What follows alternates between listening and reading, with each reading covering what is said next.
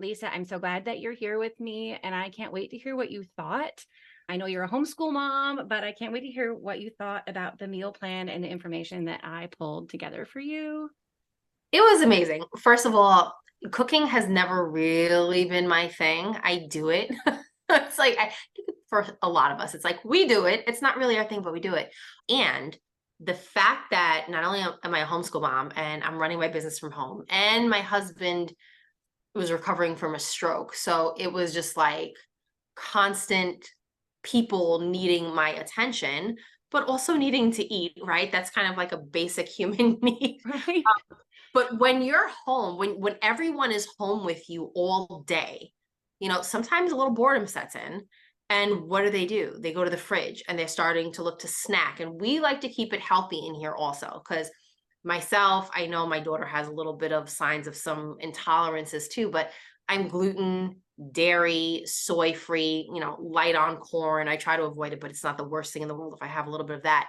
So we're also really conscious about how we eat in here. And it can feel a little bit tempting to rely on the prepackaged things, and even the prepackaged things that are the gluten-free and dairy-free, they're loaded with other things like seed oils, trans fats, and just chemicals and things like Yeah. that. So the more I started kind of seeing you in the group and getting to know what you do, and then there was a post that you did where it was like these gallon Ziploc bags of it was a challenge that you had done with your ladies. And it was just like all of these like 5 days worth of meals prepared in the bags. And I'm just like, this is what I need in my life. This is genius. And I'm weird in the sense that I like to be organized, but to a degree, because I still like to have the elbow room. Mhm. So the idea though of having them in the Ziploc bags, like having the things cut up and things organized, that like even my husband can do it if I have a later client or something like that. Just not having that on your shoulders feels so tremendously good. Well, It but makes you bring up a really good point, and yeah, that's the whole like, you like to be organized, but you have these other things weighing on you. You saw that thing that maybe you hadn't thought about where you're like, that might work for me. I think that's really where meal planning gets a bad rap because it brings up the thoughts of 3 meals a day, 7 days a week. I'm a slave to the kitchen. I'm a slave to everyone else. I really want to show people that it really is about finding what works for you and then leaning into that. That's really where the joy happens. my gosh, yes. And it's so funny because it's very similar to what we do in business, right? Having some systems and strategies in place may seem a little rigid at first, but then you realize those things are actually what give you freedom. So having this organization within what you're going to be cooking and eating, and even down to how it has made a difference with the grocery shopping. Because I have for the longest time felt like with grocery shopping, it's just this kind of, okay, this is a whole food. I don't know what I'm going to throw it in, but it's a whole food, right? It's in the healthy perimeter section. So we'll figure out what we're going to do with it. And this is horrible. And I can't be the only one that like does this, but then you get these beautiful whole foods that you didn't really have a plan for and you don't know what to do with. And then they start going bad. Yeah. You feel like absolute crap. And then your significant other is looking at you like, seriously, again? So it becomes like such a downward spiral. It does. It's a cycle. It's a cycle of, I'm going to say cycle of failure. It's not truly a failure, but that's how we internalize it is I failed again. I Yeah. still can't get this right. And we keep repeating that narrative. And it's so funny because you compare it to business, but I think that's what people don't think about meal planning and feeding nourishing yourself and your family in the same way that we do our business. And it really is so similar, which is why I really like working with and hanging out with women entrepreneurs, because I know you get it. And it's more about connecting the dot, right? Connecting the dots of it's not all that different. Yeah, yeah, absolutely. And it's funny too, because I feel like in business, especially when we're just starting to grow our business, as in when we buy these foods that we have all of these great intentions of using, but then don't, it's really easy to get stuck in this pattern of I'll do better next time, or I'm going to do the same thing that didn't work, but it's going to work next time. For no particular reason. It's going to be the same thing, the same action, but it's going to work next time just because. So do you find that your shopping is different, that you're getting through the groceries that you're buying? Absolutely. First of all, I actually, the last couple of times since you gave me the list of meals, I have saved money on, I usually go to Trader Joe's and then Whole Foods right afterwards because they're right across from each other. And I've actually saved money on the groceries because of the power of the intentional meal planning, understanding what I'm going to do. And something that is huge that we were talking about in my group was, you and I were talking about was stews.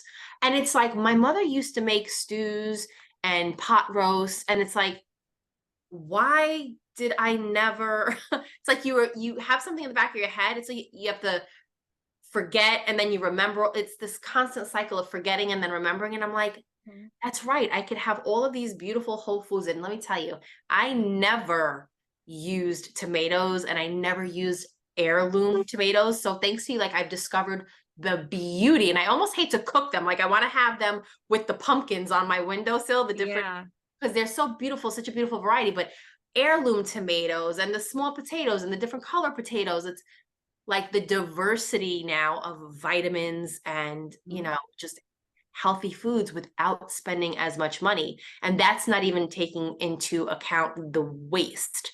So I'm saving money on top of saving money by the fact that everything actually also gets used.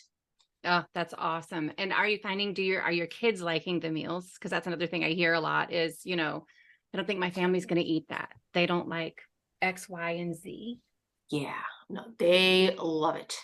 They absolutely, we're meat eaters. We're particular about our meat too. We do like the whole butcher box thing, grass fed, grass finished, but we're carnivores, but we love our starches on the side. So the potatoes, the rice, you know, and then just anything that I could put in with the meat and cook at the same time and season up at the same time.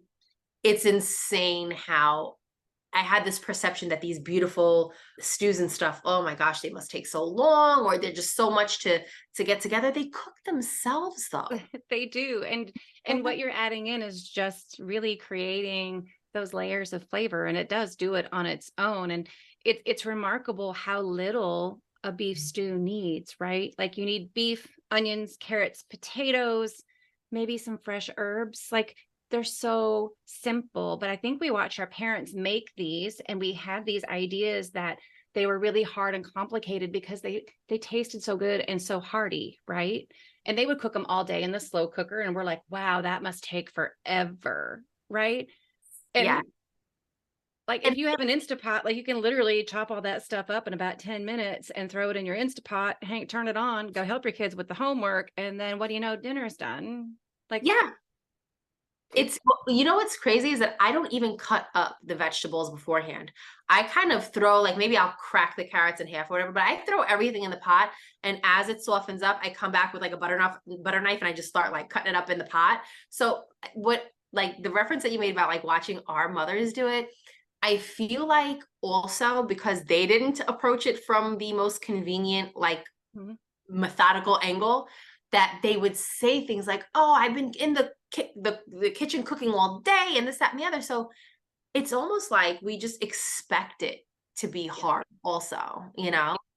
And like you're just showing up like, no, it gets to be simple. It gets to be simple and it gets to be fun. And I think that's the other thing I want to ask you about, because you said cooking's never really been your thing, but now you're not wasting as much. You're saving money. You're inspired by new recipes. How has that changed how you think about cooking and whether you enjoy it or not? Oh, so much more convenient. It's just remembering sometimes to defrost the meat. And there was a joke about this that I had posted a while ago. Like, am I the only one that just like conveniently forgets that I need to take out meat in the morning? But outside of that, I genuinely enjoy it because the food is so good. And when your spouse and your kids are telling you like, this tastes better than a restaurant. Like, and we're not even big on going out and eating at restaurants. So it's just so good to have something that you know is healthy, that you cook, that you're saving money on right at home, that 9 times out of 10 actually is going to taste better than whatever you would get at a restaurant. Like seriously. Yeah. So I think the other thing I'm curious about, because, this is where my soapbox typically comes in, is so they're enjoying it, you're less stressed. Do you notice that the energy or the communication is different around the table as a result of that? Yes, yes, Oh, yes. that just makes me want to cry. Yes, because the kids, and full transparency, we don't always eat at the same time. And I'm not one to force and say, this is dinner time, this is the time you have to eat. Like I'm not that, strict.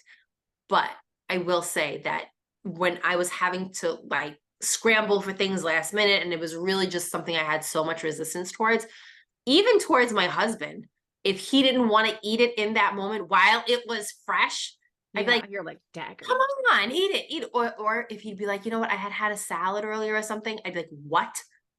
I cooked. What the hell did I been in the kitchen all day? Right? We default. in the kitchen working. I killed the cow. I dragged it in the door. I did all of this, and you dare to eat a salad? Oh my God. We default to everything we heard. Yeah. When we feel underappreciated, we default to everything we heard that kept us from wanting to do it to begin with. And we go right back in. Mm-hmm. Right back in. Yeah. So now it's just like, okay, guys, dinner's done. I'm having mine now. Who wants it now? Whoever wants it now, I'll give, I'll make their plate for them. Whoever doesn't want it knows where to find it when they're ready to eat it. And it's just so much more relaxing. And like going into dinner time, and I don't know if this is like still a thing with families, and again, having to sit at the table, and even though I think that's a nice thing, but having to eat at the same time, even if you're not hungry, but going in and then putting food on top of like this thing where your mother is stressed out and yelling and aggravated, and you sense that tension, it's probably not the best state of taking in food and digesting. No, it's not. I mean, if we go back to the whole concept of everything is energy, right? And energy is contagious. So if we're cooking with that energy, and then we're serving with that energy, and we're communicating with that energy, and then that was the aha moment for me many years ago with my children, is I was like, why the hell is this so hard? And why don't they appreciate me for everything that I do? And I was expecting them to make me happy. Like the expectation was misplaced. And so I was creating the environment that I didn't want just by how I was showing up. And it was really mind-boggling when that realization kind of hit, right? Like, oh, I'm part of the problem, and which we normally are, right? But that came with, okay, so what happens if I make a change? Does it get better? Right? And really, the more I've learned about energy, and my cooking is so much different now, because I really do put intention into what I'm planning, what I'm prepping, what I'm cooking. And I know that the people I feed can taste that. And I would guarantee that your people can taste that change in how you're feeling about it. And that doesn't have to be eating together every night of the week. Like we were like a let's sit down at the table once a week kind of a family. Right. You may have heard this story before. There were times when we eat a lot in front of the TV, and there's a lot of people that say, don't do that. That's mindless eating. If I can get my 17-year-old boy to sit down and eat dinner with me and show me, he picks a TV show that I get to get some insight into what's important to him. That's a way of him communicating with me. I don't care if it's in front of the TV. Absolutely. Yeah. It's like, like totally pick your battles. I don't think that that's a big deal either. No. I really don't. Yeah. Again, it's finding what works for you, right? What works for your family, and what breaks open that channel of communication, and just that feeling of feeling seen, loved, and heard for us as well as for them. Absolutely. And I mean, if you think about it, they say, what is it? Food and music are the two things that have the power to bring people together across cultures, across religion, everything since the beginning of time. Food, whether it was the hunting and gathering of it, the cooking of it, the eating of it together, that brings people together.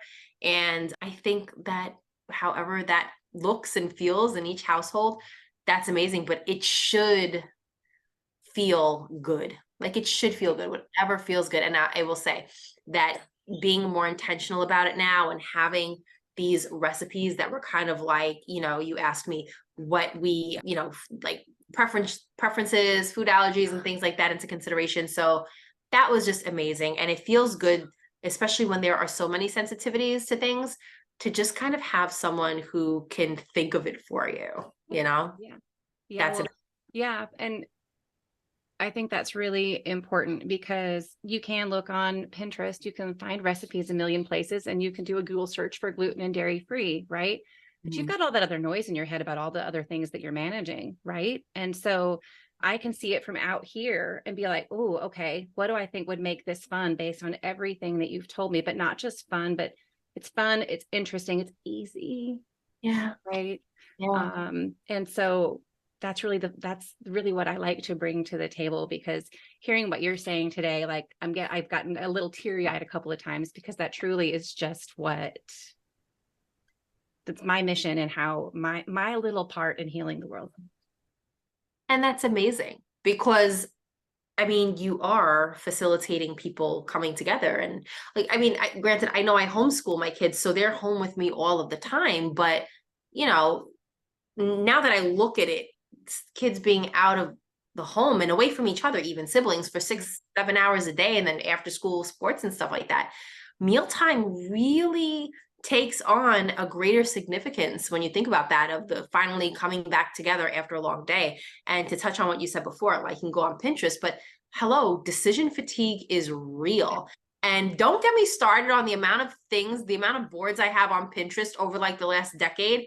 It's almost like I expect it to be the Matrix download, where it just downloads into the back of my head as soon as they give you the pin. But that doesn't happen, right? So it's like, here's my 5,000 recipes I've never cooked. Along with the home decor and the pergola that I never built outside, the deck I never built outside. Exactly. Well, I have one more fun challenge for you now that you mentioned food and music. So the next piece that I love to do is I love to create playlists that match my menu or that match the theme of the night. So when you make the Italian lentil soup, I want you to find a fun Italian playlist on Spotify and just have it playing in the background while you cook and while you guys eat. It is a whole nother element of fun. That is such a great idea. Such a great idea. And I could do that too when we make our husband is Colombian. So I could do that too when we have like our Latin infused food night. Yeah. It really, I mean, you move a little different, right? In the kitchen, you move a little bit different depending on the beat that's playing. And so I have playlists I have one called Cheer Up the Cook from when I'm in a really shitty mood.